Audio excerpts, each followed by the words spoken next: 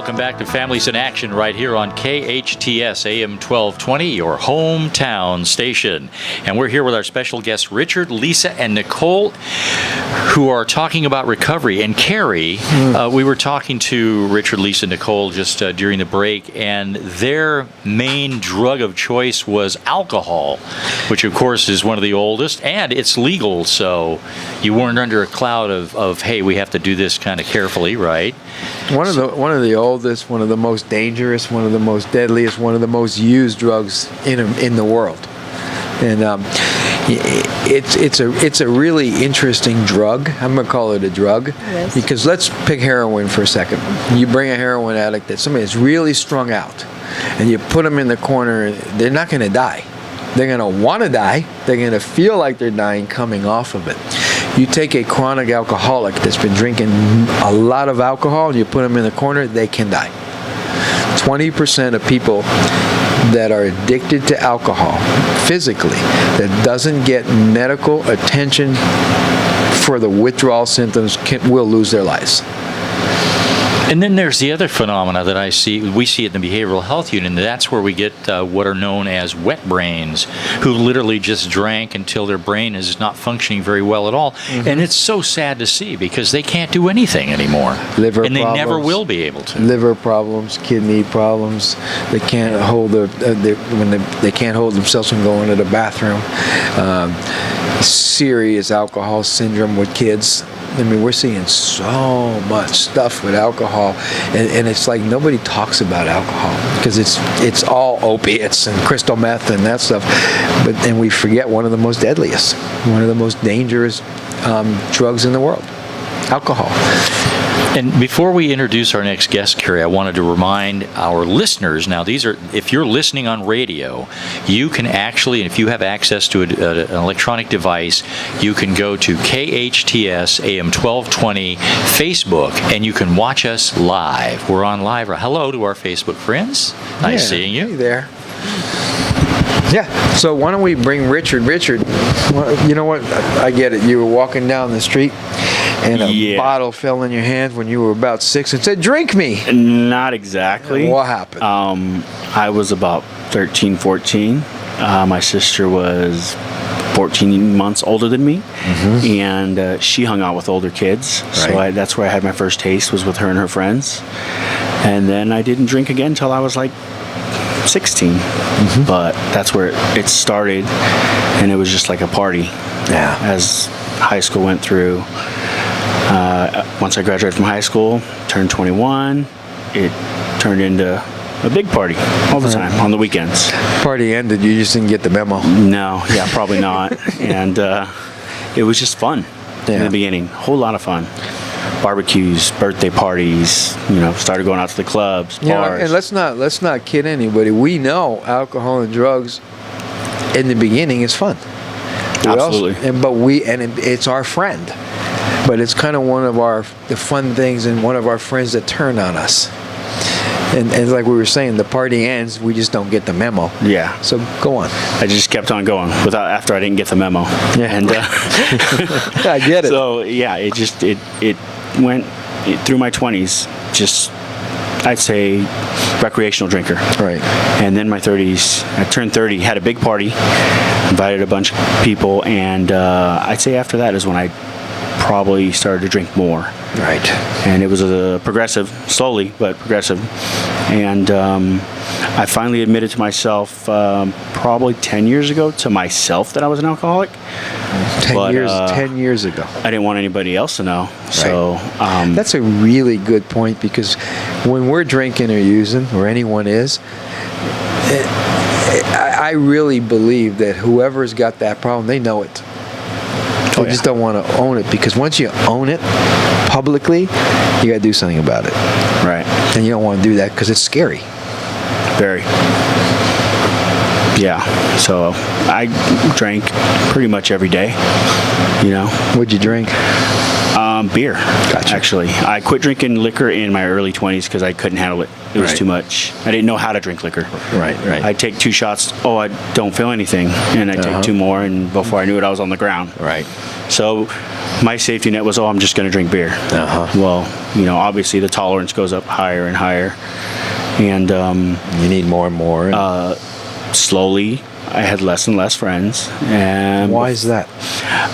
Nobody wanted to drink like I did. Okay. I wanted to keep going. Oh, the party's over. Oh no, what are we going to drink now? Who's going to go to the store and get more beer? Right. That was me. And about 5 years ago, I pretty much became that isolation drinker, where I drank absolutely by myself. That's a lonely, horrible, miserable place to be. Very, very. I pretty much put myself away from all my friends, and I had friends reach out to me. Hey, what's wrong? Are you okay? Yeah. Let's hang out. And we're in the texting days now, so it wasn't a phone call; it was a text. Right. So I just wouldn't respond. Oh look, they text me. Yeah. I got a beer in my hand, so you're good. I don't need to respond.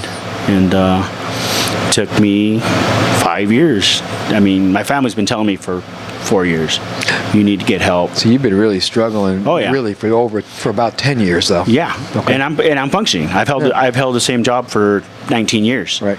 But that's an important message for everyone to listen. I mean, you can be an alcoholic and drink yourself to death in a way. Absolutely. And function. Absolutely. Go on. Because I did it. Yeah. For the longest time, and I don't think my work knew, but who knows? Maybe they did. Right. But tomorrow will be 21 days since I've been in rehab. Very cool. So 2 days before I came into rehab, I woke up and I just decided, I don't want to do this anymore. Just like that. Just like that. Well, okay, the week before, there was 2 days, and I'd never done this before, where I just didn't show up for work. Gotcha. Didn't call, I was drinking. That was more important, and so I didn't show up. So you knew the game was over. I was getting towards the end. I was going to lose my job, probably end up killing myself. And I was going to ask you, you can't drink like that and not lay in the bed at night thinking about not wanting to be around anymore. Yeah, it happened. Yeah, I thought that. When people say, well, anyone that's drinking or using like that, I mean, you give up in a way emotionally. Definitely, because I have 2 nephews and a niece, and the reason I locked myself away in my room is because I didn't want them to see me. Right. And they never said anything to me, but they were always asking my parents or my brother, "Where's my uncle at? How come he doesn't come out of his room?" You're probably worried if you're going to be alive in the morning or not. Oh yeah, I heard that from my mom several times. Sure. I wasn't sure if you were alive because you wouldn't answer the door because I was passed out. What's your mom's name? Olga. I know if she's not listening, she's going to be able to watch this. Yeah. So she'll be happy. So what do you want to say to her? I would apologize. Well, let's pretend she's listening because she will hear this. I would say I'm sorry. Talk to your mom. I would say, Mom, I'm sorry for everything I put her through because she's the one that worried the most. Talk to her, not talk to me. Well, Mom. I'm sorry, Mom, for everything I put you through because you always supported me, always protected me. When everybody else was telling me that had a problem, always defended me. So, Richard, you're really a good guy. Thanks. No, isn't he? Absolutely. Yes. How do you feel about your newly found sobriety? I feel it's amazing. The day I came in, I couldn't even fill out my paperwork. It looks like a 2-year-old. You were shaking. Yeah, I had to shake so bad. They almost were going to take me to the doctor that day because I was shaking so bad. Actually, they called me. I know. But I made it through that night. Actually, I didn't sleep the first 3 nights. And but from it's only 21 days, but it seems like a lifetime because 21 days is a long time. Yeah. When I got a lot of time sober, right? And when I was first getting sober, and somebody come in there and they said, "I have 3 years or 20 years," I went, "Yeah, right." He probably drinks in the closet. It didn't impress me. But when somebody came in and said, "I have 21 days or 3 days or a month," that impressed me. It's hard. Yeah, it's hard. It's real hard. It's real hard. A lot of people go to rehab, and after 2 or 3 days, and I'm out of here. I can't. And you can actually see it in their eyes when they're ready to go. I could see it in their eyes before they know it. They get that crazed look, and you say, "Oh boy, we're in trouble." You know what that look is. Yeah. So you got 21 days. You should be pretty damn proud of yourself. I am. And then Pyru saved me. That house is amazing. Isn't that place cool? Yeah. I already can tell I've made some great friends and it's not just going to end right there at that house. Going to rehab, and that's something we could chat about for a minute, is it's not like you're going to an institution. You're going to a place where there's really people that really are going to love you until you can love yourself. And honestly, that's not what I was expecting. When I got there, I was like, whoa. I didn't think that's what it was going to be. And right off the bat, everybody was so friendly. Counselors, client, everybody was just absolutely amazing. Cool. That makes me happy. That's why we do what we do. Isn't he cool? Yes. He is. He's brave. Very cool. Well, I want to have all of you guys back in here when you have 90 days, and then 6 months, and then 9 months, and then a year, so y'all need to keep in touch with me. Absolutely. And if you come back here when you have your 90 days, well, we'll give you a chip on the radio. That'd be great. Yeah, wouldn't that be cool? That'd be amazing. So, Lisa, Yes. let's hear it. I'll go over. I started drinking in high school. It was more like, the weekends and your typical high school student. Right. And as life goes on, it gradually increased as stress increases as an adult. People say to me, why did they start using because of stress or depression? I always go, no. That's not why they drink or use in the beginning. That might be why they continue, but it's not why people start. You're trying to numb yourself and self-medicate yourself. That's later, yes. Yes. But we start because we want to be like everyone else. We want to have fun. And we want to be part of. And then as, like you said, as you start drinking more, you start feeling bad. The only thing that really makes you feel better from all that stress is the relief is drinking or using. Right. And you use it as an excuse like, oh, I can't sleep if I don't have a drink or this or that. So eventually what happened, I would say between 3 and 4 years ago, it kind of came to a head. How? And just What happened? Moving and my children and What do you mean your children? You worry all the time. They're older. They're 24 and 21. Right. And now. And, you just worry about them, looking at them going down the wrong path and having to experience what you experience. It's the last thing you want. And I'll bet you they were worried about you. Right. I'm just a guess. But they didn't see a lot of it because when it did get, gradually worse, Right. they were out of the house, so in college and stuff like that. So they're doing well. What do you mean by worse? What happened? What do you mean? You said when it got worse. 3 or 4 years ago, the drinking increased. And it did a gradual increase from beer and wine to then it was vodka, which I'm sure that's a natural, or not natural, unnatural, really. Yeah, vodka's not real natural. Progression. But what happened was where it all came to a head and what got me to Peru is I had to go to the doctors because I had something in my mouth and I had to go to an ear, nose, throat specialist. Right. They took it out, they biopsied it and sutured it. Well, what happened is it continued to bleed. So then I went back and they sutured it again, and within 4 days I was in the emergency room. Oh boy. They ran tests, and 4 bags of blood later, 3 bags of platelets later, all the tests they ran, they said, your liver is enlarged. How come I knew that was coming? Yeah. And I was like, well, how do you solve that? What can we do? And they said, don't drink. Or You'll die. You'll die. Yeah. So I had 2 options at that point. Yeah. I was in ICU for 2 days. I was in the rest of the hospital for another 6 days, so a total of 8 days. I got out. I actually went to Action in Simi Valley, Right. and was getting treatment. And With John and all those guys. Yeah, and for 5 weeks I was good. I went to the doctor, and the doctor was amazed on how well I was healing. Right. He goes, wow, I can't believe how much better your liver feels. That's great. So what did I do? Of course, you had to celebrate. I had to celebrate. Of course. Why not? We're alcoholics. What else are you going to do? How'd you know that, right? Oh, I wonder why. So that's what happened. And basically, after a certain amount, a very short period of time. But Yep. what tends to happen too is once you come off a certain level, and then if you think you can go back to drinking the same amount, Yep. well, guess what? You can't. No, you It can, messes but you up more. you can, but your body can't handle Yeah, it. That's how and- people die.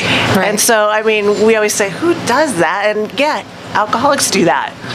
Yeah. So And you know, I just have to mention this because you said it. You said that the doctor said that your liver was enlarged and that if you didn't stop drinking, you were going to die.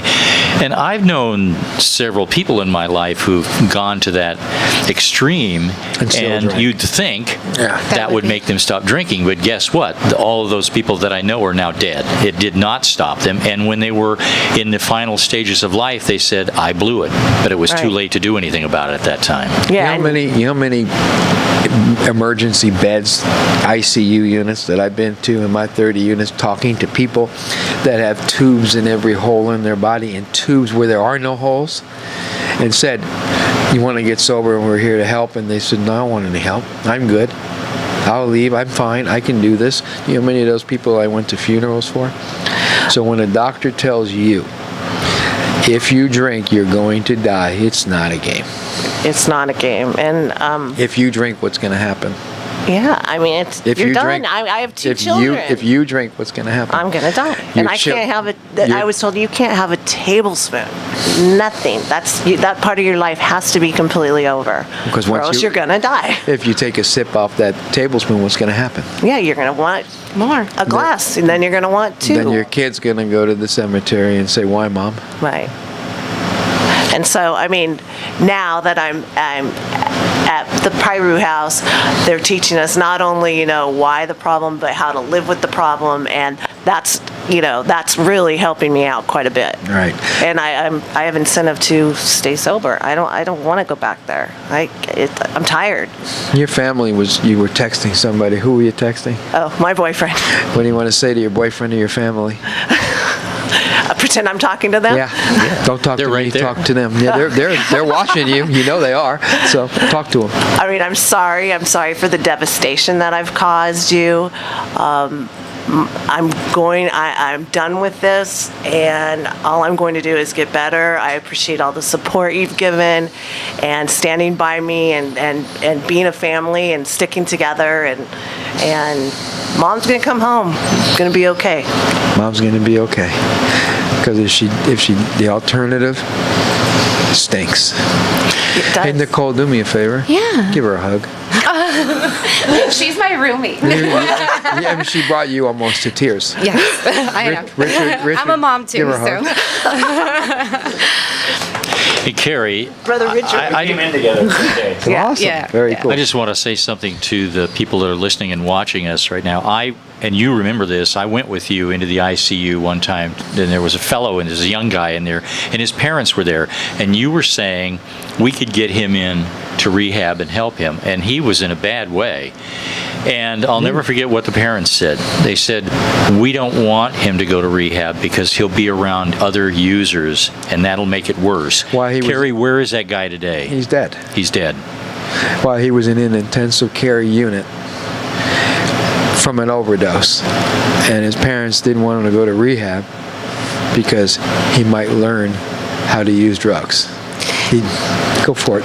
Just a large misconception, and I want, a lot of kids who are in high school and drinking and partying and things like that, and I think all of us can vouch for this, is that, and the one thing that I learned in meetings is that alcohol becomes a gun.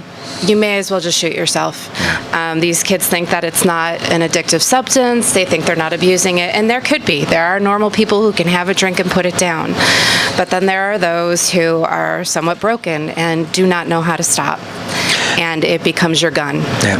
And if we have that addictive personality, Right. I mean, it's one of those things we can't do. And rehab doesn't take that addictive personality, No. obsessive compulsive behavior kind of thing away from us. It's still with us.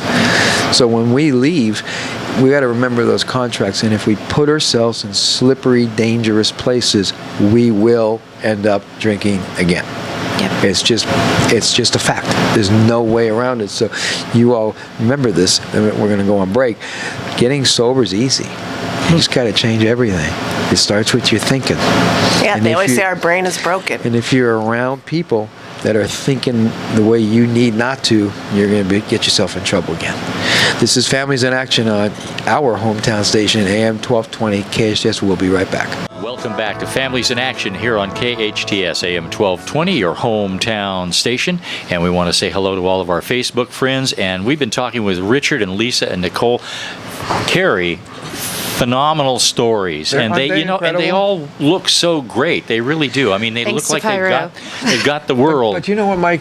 Let's look at for anyone that's listening or watching, and we're also on cable TV. Yeah. On Time Warner, I know we're whatever it's called, Spectrum now. YouTube. It's on Channel 20 on Mondays at 4 p.m. So this show will be on next week. We're all over the place. So I mean, it's really easy. But if you look at these guys, they look great. I mean, you guys really look good. But you got to remember how many days sober you got? 21. 21. So. And you got. Friday will be my 30 day. All right. Yay! So Very there's cool. 25. That's awesome. Yeah. And you got what? I think I'm at 16 That's or what you 17. said. Yeah. So you got to remember, 16 days ago, 30 days ago, and 21 days ago, they didn't wake up and say, "Wow, life is great," and go to rehab. No. Things were horrible. You saw? At best, they were horrible to get them where they're at now. So imagine that. And so no, I want to really stress that how the props that you guys really deserve for getting in there and changing your lives and doing what you're doing. This is not easy. But it's also only as difficult as you make it. And you could be too smart for treatment and recovery. If you just kind of let it happen, things really flows well and life gets good. It's when you try to kind of dissect it and figure it out, right? Right. While we have just a short amount of time here, since all three of you said that alcohol was your drug of choice, I just wanted to bring something up that we talk about a lot here. Can you stop for 1 second? Because these guys got to say something Okay. to their families and friends, and you didn't. I'll be very quick. To my family, my mom and my daughter mostly, I'm very sorry for any pain I've caused you, and I know I scared you terribly. And just know that I'm going to get better, and I'm going to hopefully give back and be of service as we're taught, and I love you all. Thank you. Just to add to that, it's not that you're going to get better. You're already better. Better, yes. You're going to stay better. Stay better, correct. Right? You're going to stay better. Yes. Well, here's what I wanted to ask all three of you. We talk about this from time to time on the show, and that's the auto interlock ignition device. And I don't know if you know what it is, but the state of California now requires it for anyone who's arrested for drunk driving offense. And that is, you get in your car, and you literally, it takes 3 seconds, you blow into the device, and if you're over the legal limit, your car won't start. Mm-hmm. And it does this as you go throughout the day. It's not just a one-time thing. It retests you. Every time you get in your car. And we would like to see that nationwide on all automobiles, not just for people, and because it would almost completely eliminate drunken driving. It would eliminate. Well, we know that, except for drug driving. Yeah. But I was going to say it should be for everything. So right now there is a way to put a switch in a car that anybody that goes out wants to start their car has to go. If you're drunk, the car won't start. Great. So that would stop all drunk driving arrests, all drunk driving murders. Can you imagine? So I take it that's something you'd all be happy with. Absolutely. Absolutely. Absolutely. I think it would save so many lives. It would. And they're also coming up with real-time tests now for drugs as well. So they're progressing along those lines as well, where they can actually do a test right there in person if they pull you over for impaired driving. So it's getting there. Yeah, we're going to be pushing that a lot more, and we're going to be doing a lot more stuff to get the message out. I know I'm going to be doing something with Eyewitness News on marijuana and stuff like that within the next week, so keep your eyes open for that. Also, we're on a lot of television with what's his name, Robert Irvine show, so you might want to watch that too, and a lot of drug stuff. And I really, really, really want to compliment you guys. It's not just that you're staying sober, but walking into a room like this with radios and television announcers and TV stuff, I mean, that's pretty hard. You guys really did good. And Thank you. Anyone listening to you are going to get some real hope. So Thank you. I really That's why we're here. That's why we're here. Yep. Exactly, huh? Isn't that weird? How all of a sudden you get clean and sober and you want to kind of get everybody else to do it with you. Yes. We And thought you it was wanna help tough to people. share. We thought it was tough to share at a meeting. I know, right? And those people are also addicts. It might be tougher there than here because this is a conversation. Right. Right. And we try to make it soft and easy, but Yeah. I want you guys back. Yes. And remember the contracts you now have. Yes. And don't let anything get between you and your new life. We won't. Thanks for coming, and hey, Thank you. this is Families in Action on your hometown station, AM 1220 KHTS.